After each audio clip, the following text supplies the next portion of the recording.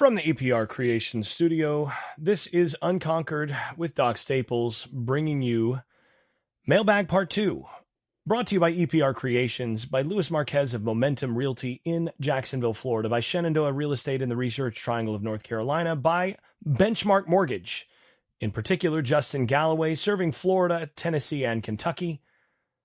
If you are buying real estate, and now is the time to buy and sell real estate in Florida, Tennessee, and Kentucky, you need to give Justin a call. And if you are in South Florida, you need to call Garage Makeovers to make sure that your garage has the polyaspartic flooring, everything that your garage could need to be the envy of your neighbors. The #1 garage remodeling company in South Florida. All right, let's go ahead and get to part 2 of the mailbag. I recorded this actually with part 1, and it just ran way too long, so we're just going to go ahead and get to it. Next question. Does Daryl Jackson exist? Is this a case of looks like Tarzan, plays like Jane, or is he triple teamed on every play? The Seminoles beat guys raved all spring and summer that when he chooses to be, he's unblockable. So what's the deal?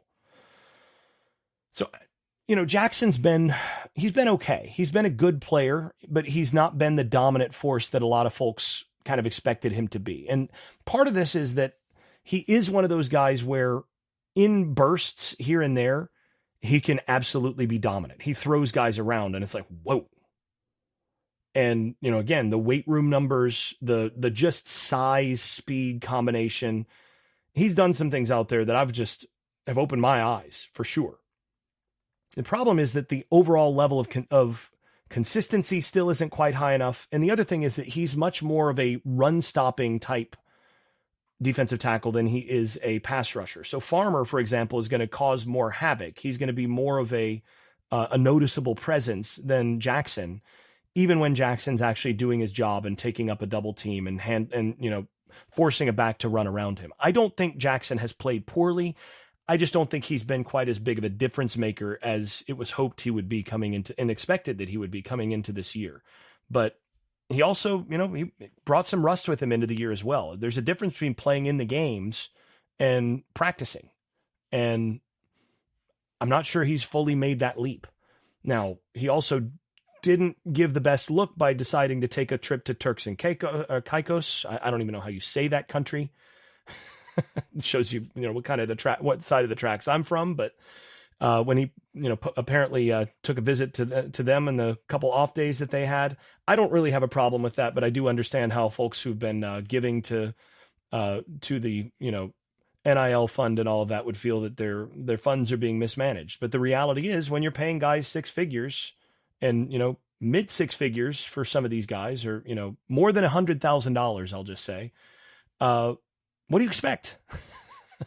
You expect him to just, spend it on books and laundry and so on. They're going to live like people who make that kind of money at 20 years old. So, that's what you're going to deal with when you start to pay guys at that age. And if you want to have a successful team in the long haul, you have to just kind of deal with that reality. Next question. Are we actually running a read option, or is it a true handoff? That makes 3 straight quarterbacks who don't keep it when it appears like it should be. And 2, why do we continue to run the wide receiver screen when it has proven not to work? Okay, so a couple things. Number 1 is, yes, they are very frequently running a read option. Now, it's not always a read option, and you can usually tell whether it's a read option or not by what the offensive line is doing so if they're reading the end man on the line of scrimmage, which is most common for, let's say, zone read, if they're running inside zone read, they're not going to block the backside defensive end. So the offensive tackle or the H-back on that side, if there is one, is just going to completely ignore that guy. He's going to be left free for the quarterback, and the quarterback is going to read him. On a lot of the read plays, there's actually kind of a chip on that guy initially where, the offensive lineman is going to touch him. Even if he doesn't really fully block him before trying to get to the next level, he's going to get a hand on him. But that's not always true. So it's not 100% reliable. But I will say this, that Norvell runs a lot of read option or quarterback run game calls Not everyone is. So for his nomenclature, and this is just, I mean, I'm not revealing state secrets here. This is basic Gus Malzahn play calling as well. Everybody knows what Gus calls it. Everybody knows what Norvell calls it. So I'm not, like I said, I'm not revealing state secrets here. Indy is your standard inside zone. Indy back is split zone. Indy back go is split zone read. Indy go is just your standard inside zone read.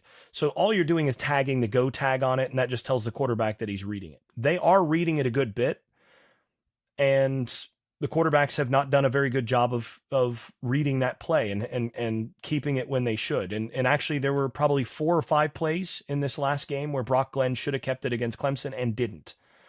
This was something actually that became, as I understand, a point of discussion on the sideline at one point, and it's one of those things that I would look to see if it gets fixed or not against Duke, because if it doesn't, that is the sort of thing that might lead to seeing Luke Kromenhoek more and earlier, is a willingness or an unwillingness to pull the ball when you're supposed to on the read play.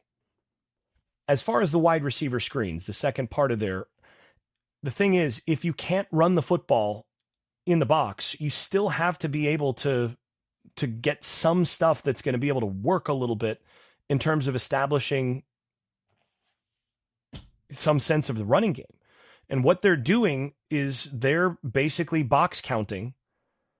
And if teams are loading up the box enough against the run because they don't believe you can throw, and you don't feel really confident in your ability to throw down the field, especially, you can package those screens with the run. Those screens are just run plays where there's an extra guy in the box that you can't block, and you've got a one-on-one matchup on the outside where you say, okay, there's 2 on the outside, one's playing 10 yards off, the other one's got to be blocked. So throw it out there, and you'll get a one-on-one with the guy catching the ball and the guy who's lined up 10 yards off the ball. It should work. In those alignments, you should get no fewer than 4 yards on every wide receiver screen. The problem is that they've blocked him so poorly. I mean, it's been as poorly as the offensive line has blocked, the wide receivers have blocked worse. And that, by the way, is why, if you see any changes in terms of coaching staff at those positions, it won't be because of drops that you would see a change at the wide receiver coach position. It would be because you're looking at whether or not guys block the right guy or block at all. That's the stuff that ultimately matters in terms of coaching. And, those are the things that are going to be evaluated.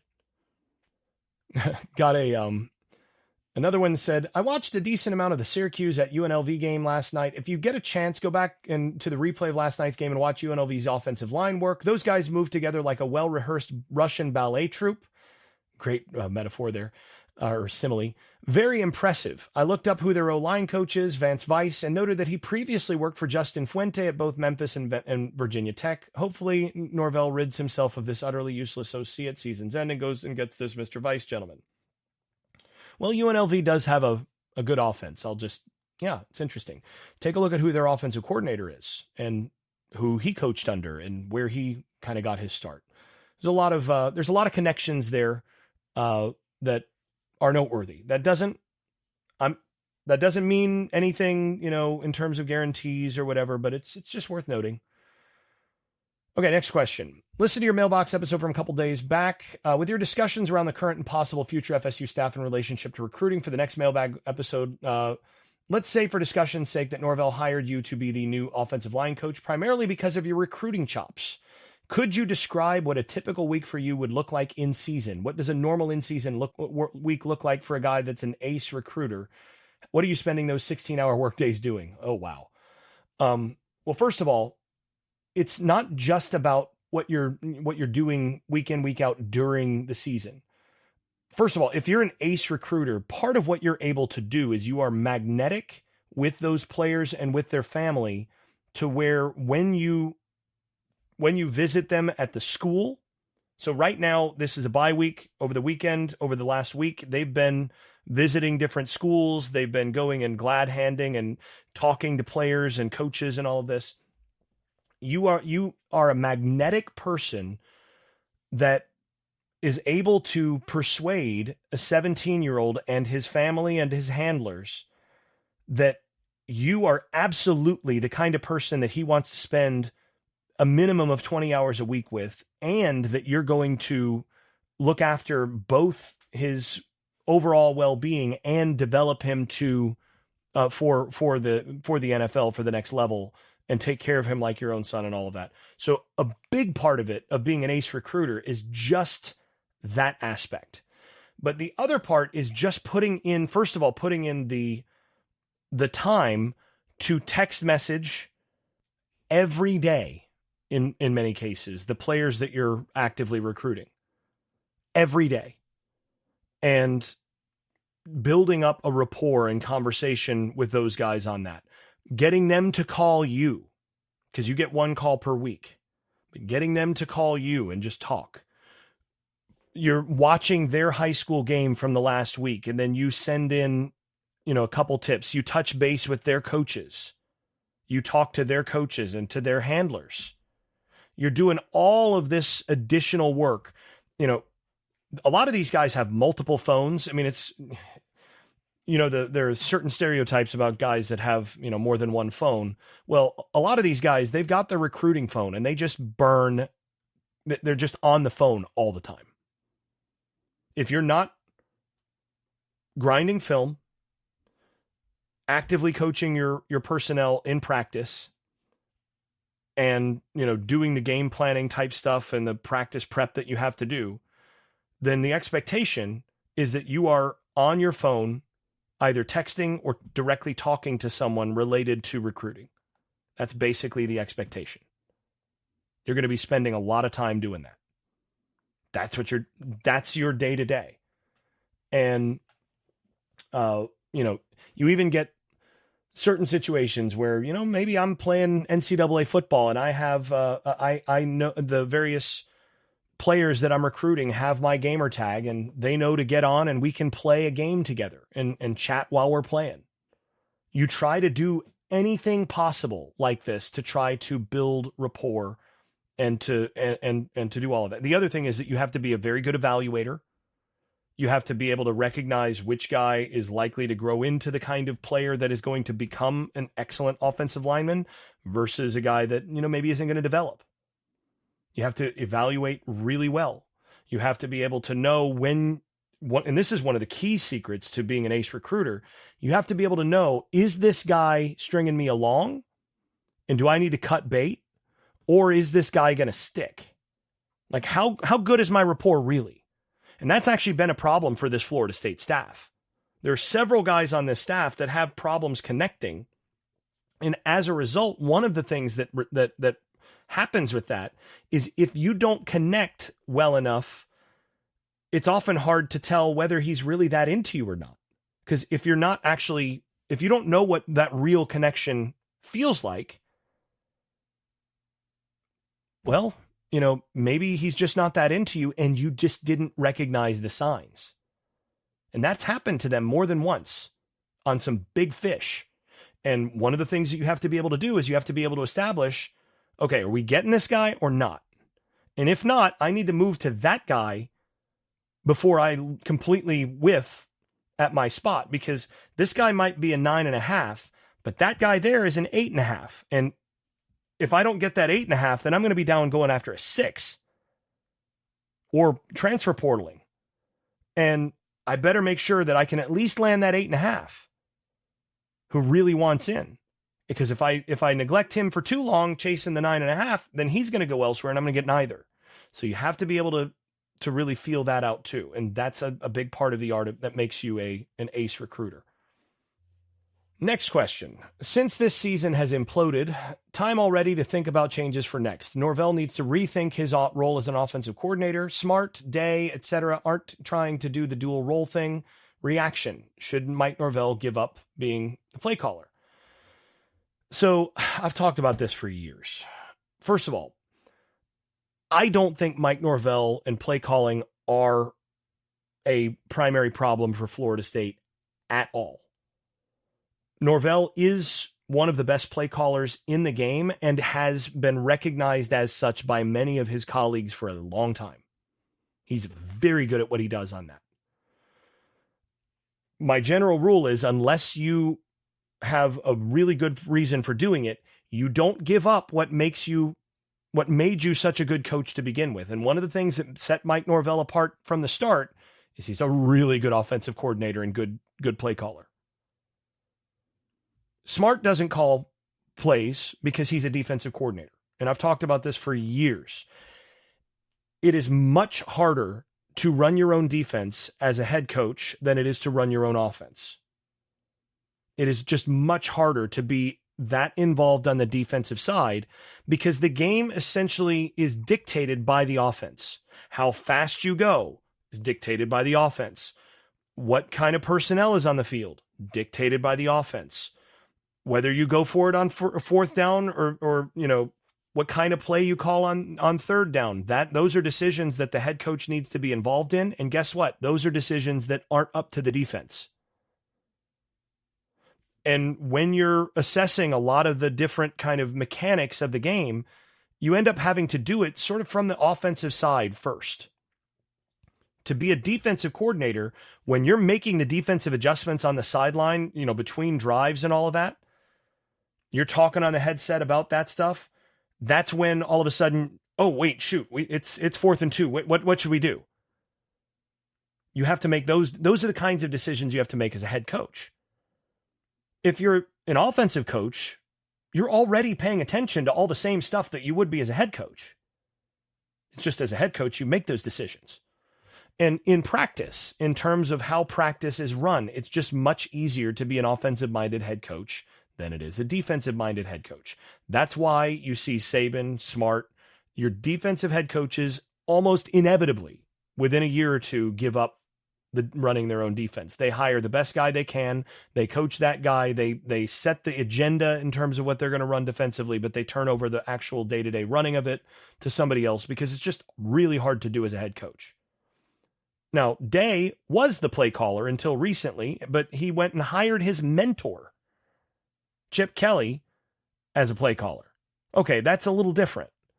But by and large, the best offensive head coaches all call their own plays. All of these different offensive just tend to call their own plays. It's just the way it tends to work because it's just not much more overhead to call plays as a head coach than it is to be a head coach. It doesn't cost you that much. It's not like you're having to spend that much more energy on the play calling because all that work is done during the week. You have people that you're working with to game plan. You're already heavily involved with that as a head coach. And the only real difference in terms of calling plays or not on the sideline is on game day. And in game day situations, it's just a question of who actually calls the play that you makes the choice among the 5 or 6 options that you have for that situation that you put together during the week. So who's going to be the guy that's going to make that final play call? It's not that much overhead for a head coach. It's just not. It's not one of those things. It's like, oh, well, you just can't be a very good CEO if you're calling the plays. It's just, no, that's not true. Now, the fact of the matter is if he goes out and he hires a guy from his own tree who runs basically his own offense, who has successfully run that offense for some years and has been really productive, maybe in order to attract that kind of guy, you do say, you're going to be calling the plays. I'll have some input during the week and so on, and, we'll collaborate on different things, but you're going to be the guy. Maybe that's what you have to do. But I don't think that this is a situation where, Mike Norvell should be saying, okay, I got to figure out somebody else who can call plays because I'm just not doing a very good job. If you look at the tape, the plays are there. They just can't block and they haven't executed very well. And I'm telling you, there's no amount of play calling that can get around not being able to block. And if there is any play calling that can get around being able to block, it requires a quarterback who gets the ball out really quickly to playmakers really fast who are able to make a difference on the edge or elsewhere. And they haven't had that either. If you're bad at quarterback and you can't block, you can't run an offense, and it doesn't matter what you call. All right, next question. Let's say Alfred taps you and gives you full control over roster construction and the same budget, 12 to 13 million reportedly, from what FSU spent this year. And what are the top positions you would target in the portal, assuming you wouldn't allocate to landing high school kids? Would you allow some of the players that had been in the portal multiple times to walk if they attempted it again? It's a great question. So first and foremost, I've long said that college football really boils down to these positions first and foremost. Number one is quarterback. Number two is defensive tackle, and to a little bit lesser extent, defensive end. And number three or four, depending on if you put defensive end there. So I'd say defensive tackle, number two, defensive end, number three. Number four is cornerback. And sort of tied at number four is number one wide receiver. So if you have a top level quarterback and a number one wide receiver, excellent defensive tackles, good defensive ends, and very good corners, you can be pretty average everywhere else, and you're going to be good enough to win a lot of games. So the first thing that I'm doing is I'm evaluating my roster at those spots. And I'm saying, okay, what do I look like? How healthy do I look at quarterback? And if I believe that Brock Glenn or Luke Kromenhoek are going to be that dude, that kind of guy at quarterback, then I don't allocate that money in the portal to a quarterback. If I don't believe that, I'm strongly considering going and finding the best quarterback that I can. Now, again, that takes some that might hurt you in terms of long term because of the recruiting questions about, well, he's always just going to go and get a portal quarterback over you. Okay, well, how much do you mortgage the present for the future is the question. But if I think that I'm going to be good enough at quarterback, or really, a player that I can win with at quarterback, I probably don't allocate that money there, but I'm looking at it. If there is a number one type wide receiver in the portal, I am definitely kicking the tires on that guy. Just no question. Because if you can add a number one, that changes everything. Look at what happened when Johnny Wilson got added to Florida State in 2022. He changed the entire offense by his presence. Jordan Travis became a different quarterback once they added Johnny Wilson to the mix. A number one wide receiver changes everything. And then you add Keon, you have two number ones. Well, geez. So I would, if there's a true number one, I'm kicking the tires. I'm checking the price tag. But ultimately, what I'm focusing on in the portal is I'm shoring up my line of scrimmage, because this is a line of scrimmage game. Is there a first-rate defensive tackle? If so, I'm probably paying the money I need to get him. Now, the tricky business is, how much can I pay before there are other issues with guys on my roster who aren't making as much in terms of retention? With some of these guys, if a guy tries to walk again, who's kind of held my feet to the fire to try to get a renegotiation before, I'm letting those guys walk this year. Saying, okay, well, if you want to hit the market, then that's up to you. But we want you to want to be here. And, we're already paying you well. This is what you're getting. You're already getting a good range. Very few guys on this roster that I would, basically bow down to try to get them to stay and up their pay. But I would be looking at defensive tackle first, defensive end, and of course this is after evaluating my quarterback position, which I don't know yet based on what I've seen so far. But defensive tackle, defensive end, and then the other thing is I'm looking at my roster and what kind of tackle talent might want in. I think, and actually this might be worth a full episode later this week. I'll probably do this episode, probably release it before my Duke preview, or might do it as part of my Duke preview. I don't know. But an interesting thought experiment would be, let's go back and reboot the transfer portal cycle last year. What would I do differently if I had the options that Florida State seems to have had? Who would I not go after that they brought in? Who would I have pursued harder that they didn't pursue hard enough?